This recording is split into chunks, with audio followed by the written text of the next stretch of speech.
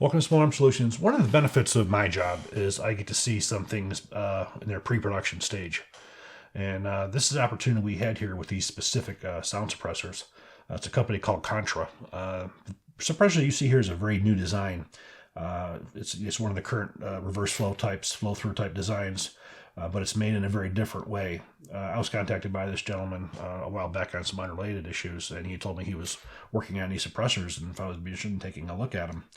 It's a little more difficult to review suppressors because unless you have an FFL, which also has the SOT, it's a little difficult getting around the legalities. But fortunately, they were able to send me some cutaways here, and the suppressors were set to my SOT, and he'd met us at the range, and we got to do some live fire with them out there. So I don't have the actual suppressors with me here.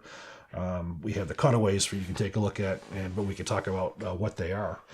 So I'm not going to give you a significant amount of detail just due to the fact that it's still in prototype. This is what's referred to as their Gen 2. The Gen 3 is going to be their production one. But let's talk about what these things are. So basically I asked him to write me a little bit of a blurb up on what the technicalities of this was. Because when I took them out to the range and I shot them, they were exactly what he advertised. We're going to go over a little bit of the blurb here, what he has to say about them, and then we're going to look at some range footage. Now overall I asked him, what's different about this design? Until now, suppressor firms have, with few exceptions, the use of technology simply printing legacy designs. Contra cans utilize a neutral flow technology to expel gases more efficiently than any other design up until now, which in turn allows the provisions for extremely durable Inconel frames in the same weight class as the bigger brand, provided with their steel titanium hybrids. By using math over myth, the Contra cans have been designed to permit an exportation of gas at the same rate as it's induced. And in so doing, they are able to provide sound reduction at levels that enable over-the-barrel or reflex designs to finally compete in the conventional approaches to suppression. The cans come in a range of options to suit all barrel lengths and purpose profiles. Contra cans employ a direct thread design. Direct thread allows the shooter to save several ounces of weight, losing the traditional flash hider, acts as a heat sink more efficiently, giving an Inconel can take the heat, when concurrently providing for a far stronger mount to collar lock when using cans to break glass and thrust targets. Contra cans also utilize a self-tightening ports to ensure the suppressors don't work themselves loose like other wrench-mounted options that have been known to do on occasion. Contra cans balance durability, functionality, weight, and size, and are full auto-rated, coming with and without external pattern weight options. While varying lengths forwards and backwards, the suppressors all come in a package of 4, 5, and 6 inch overall lengths with a diameter of 1.5 inches. So again, these are purely 3D printed. We took them out to the range. We put them on a Colt M4A1 upper receiver, and we fired both semi and fully automatic.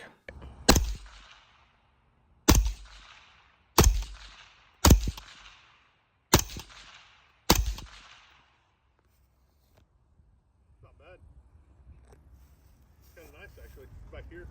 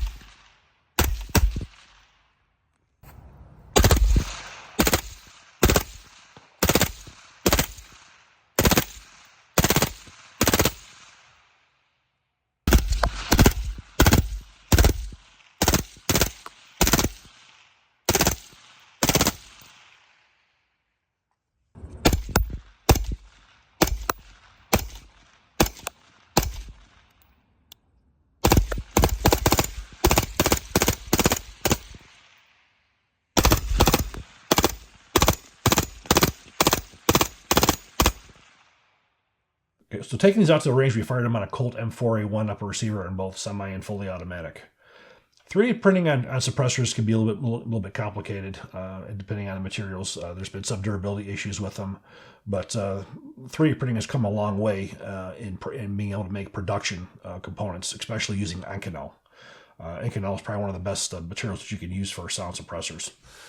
When firing both, this particular one over here sits about an inch farther back in the rear of the barrel than the one on the right here does. This one did have a little bit of a difference in sound reduction. I did notice it a little bit.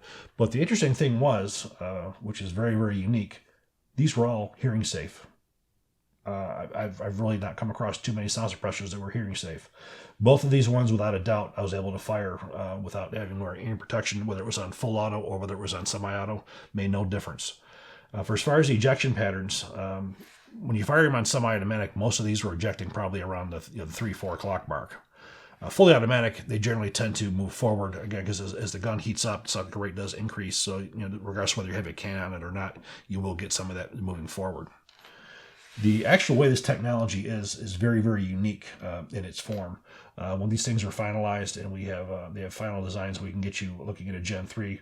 We'll go more into all this, but of course everything we have on here is patented. But if you're taking a quick look at some of the pictures that I'm going to show you, you can see that is very unique in the way that they do this.